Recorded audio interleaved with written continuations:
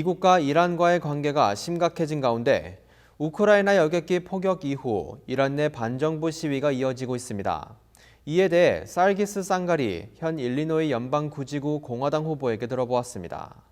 Hello, my name is Lieutenant Colonel Sargis Sangari, U.S. Army retired, Army Infantry and Special Operations Forces.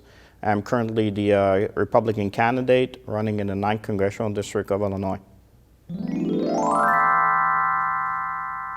Initially, Iran came out and denied the fact that they had shot down the Ukrainian airliner.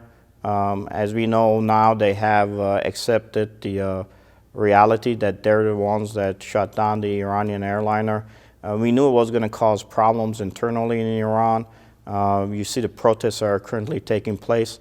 The people who are supporting the regime are worried that if their ability of the IRCG is so lacking that they cannot tell the difference between a civilian and a military aircraft, then everything that the government has been telling them about the realities that they can go ahead and secure Iran with a battle against the United States is just false.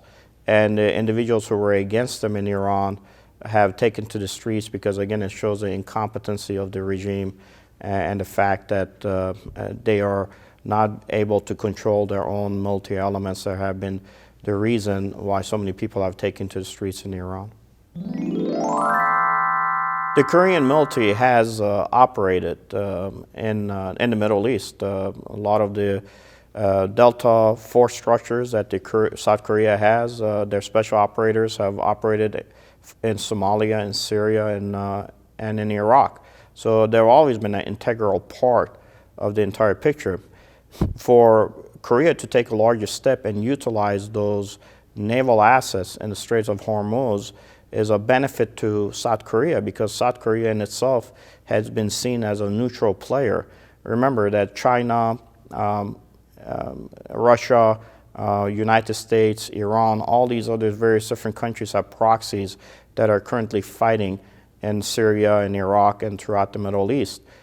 Korea is a neutral partner, is seen as a peaceful partner, and I think this will be the best time for Korea to actually take that step and operate in the Straits of Hormuz because both from the Iranian side, from the American side, from the various different global players, Koreans are seen as neutral players that can actually be that conduit to peace within the region. So I would highly encourage them to use it. And in the long run, it would be beneficial for Korea because it gives you a presence in the region where you have the resources are necessary once peace comes to the region for you to be able to use that as a benefit for yourself. If you do not get involved in the Middle East and you're sitting outside of the current stage, what will happen is once peace comes to the region, Korea will have been an actor that never participated. You'll be on the outside and it will hurt the South Korean economy. And everything you have built over the past 70 years, you will not be able to use for your benefit. I would say this is a time to be able to use that strength of your economy, what you have built, and the relationship that you have with various different countries, and the fact that you're seen as a neutral partner within the region to be able to have a larger say on the global platform. North Korea has, for many years, had a relationship with Iran. It was President Bush that put them in the axis of evil because they're the main extorter of terrorism throughout the entire region. North Korea and Iran may not be philosophically the same, but they are currently operating together under the guise that they have a common enemy, which is the West, not just the United States. In this particular case, I think we have to be very cognitive of the fact that North Korea will not give up its nuclear weapons, and North Korea expects that if there's ever a unification on the Korean Peninsula, that they will be the stronger when it comes to having a say on what the Korean security would be overall. So North Korea has a relationship with Iran.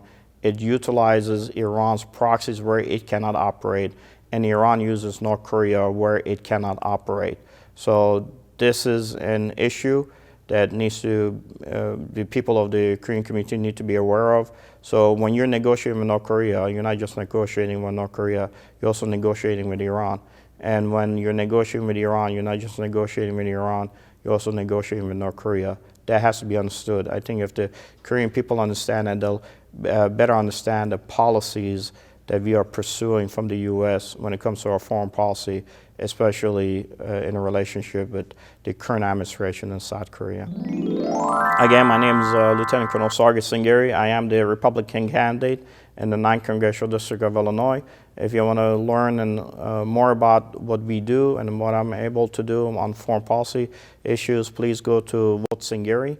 We need your help and support. We're looking for volunteers from the Korean community to be part of our team. This way, the Korean community will have a say at the table, and especially with our campaign. So I hope to see you on the campaign trail. Again, don't forget, Vote Sangari. We do want help financially, but we're also looking for volunteers from the Korean community to help